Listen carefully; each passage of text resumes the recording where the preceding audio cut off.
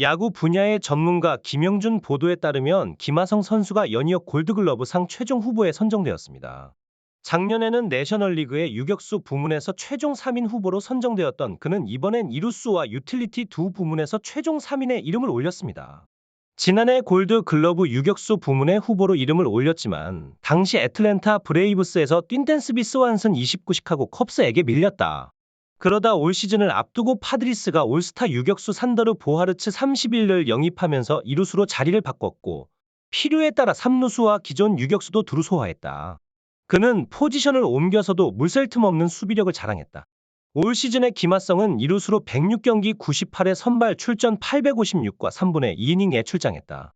3루수론 32경기 29회 선발 출전 253과 3분의 1이닝, 유격수론 20경기 16회 선발 출전 153과 3분의 1이닝을 맡았다.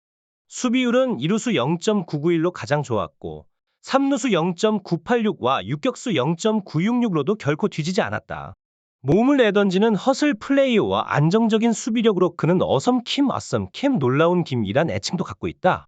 골드글러브 상의 최종 3인 후보는 선정된 순위에서 상위 3명의 선수를 공개하는 형태로 실제 수상자는 월드시리즈 종료 후에 발표될 예정입니다.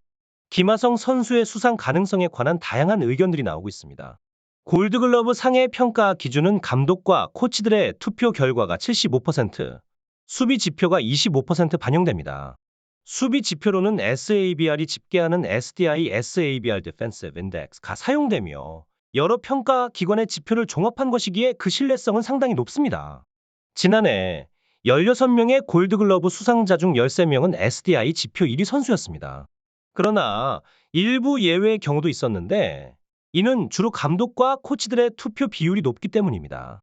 예를 들어 아메리칸 리그 일루수 부문에서 수상한 블라디미르 게레로 주니어 선수는 SDI 지표에서 5위에 머물렀습니다. 이러한 데이터를 통해 보면 김하성 선수의 수상 가능성은 여러 요소에 의해 좌우될 수 있음을 알 수 있습니다. 다만 그의 뛰어난 성적과 경기력을 감안할 때 상을 받을 가능성은 충분하다고 볼 수 있습니다.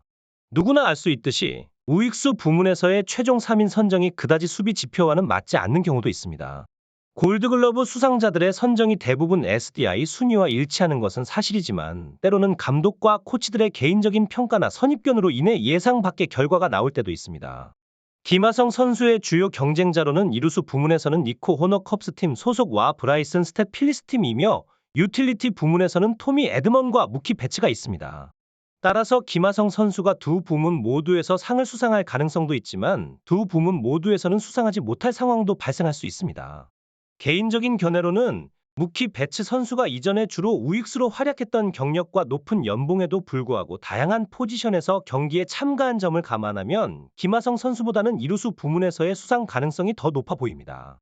현재 공개된 SDI 순위는 지난 8월 13일자로 김하성 선수는 브라이슨 스탯 2위와 니코 호너 3위를 누르고 내셔널리그 이루수 부문 1위에 위치하고 있습니다.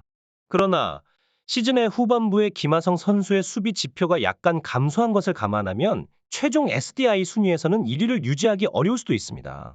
이보다 더 큰 변수는 감독과 코치들의 투표 결과일 것입니다.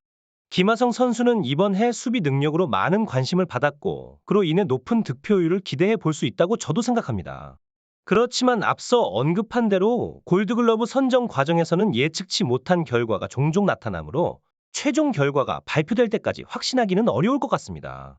아메리칸 리그의 유격수 부문에서는 SDI 1위인 완더 프랑코가 누락되었고 2위의 볼피, 7위의 코레아 그리고 시거가 최종 3인에 이름을 올렸습니다. 아레나도 선수는 2013년부터 10년 동안 연속으로 골드글러브를 수상하며 5회 플래티넘 글러브도 획득했지만 올해는 11년 연속 수상의 기회를 놓쳤습니다.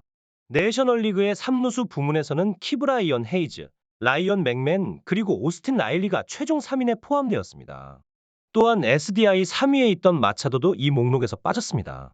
리얼 무토, 패트릭 베일리 그리고 가브리엘 모레노 선수들이 후보에 이름을 올렸고 작년에는 이루수와 유틸리티 부문에서 후보에 올랐으나 상을 받지 못한 에드먼 선수도 이번에는 유틸리티 부문의 최종 후보로 선정되었습니다. 포스트 시즌의 다른 소식도 함께 전달해 드리겠습니다. 올해 홈 경기에서의 승률이 22인 반면 원정에서의 승률은 3위를 차지한 휴스턴 팀은 원정 경기로 전환되며 활력을 되찾았습니다. 텍사스에서는 슈어저 이외에도 데인 더닝과 앤드류 히니가 선발로 등판할 가능성이 있었습니다. 1회 초에 8개의 볼로 시작한 슈어저는 2회에 갑작스레 일사만루의 위기에 처했습니다. 휴스턴의 경우 제레미 페냐가 물러나게 되면서 승리를 거둘 것처럼 보였지만 2사 만루 상황에서 슈어저의 폭투로 한 점을 허용하고 이어서 말도나도가 2타점의 히트로 기회를 이용했습니다. 3회에는 연속 17타수 무안타 상황이던 알투베가 홈런으로 추가 점수를 기록했습니다. 3-0. 이로써 알투베는 포스트 시즌 홈런 25개를 기록하며 역대 2위로 이름을 올렸습니다. 이어 알투베는 올해 글로브 라이프 필드에서 정규 시즌을 포함하여 총 8홈런을 기록했으며 장타도 여러 차례 보였습니다. 휴스턴은 4회에 아브레유의 선두타자 2루타와 2번의 타격으로 5점을 추가했습니다. 2번은 이날 3안타를 기록하며 김하성과 함께 골드글러브 후보에 이름을 올렸습니다. 휴스턴은 첫 두 경기에서 4득점을 기록한 반면 이날은 4회 만에 5점을 올렸습니다. 반면 텍사스는 5회 2사 상황에서의 노히트 상황을 로의 안타와 8번 타자 조시 영의 2타점 히트로 깼습니다. 이로써 포스트 시즌에서 1피안타와 무피안타의 선발 등판을 이어가던 하비에르에게 2피안타를 허용하고 2점을 따라갔습니다. 2-5. 하비에르의 21이닝 연속 무실점이 이번 경기에서 끝이 났습니다. 이후 중견수 레오디 타베라스가 휴스턴의 홈런을 방어하였습니다. 6회 초.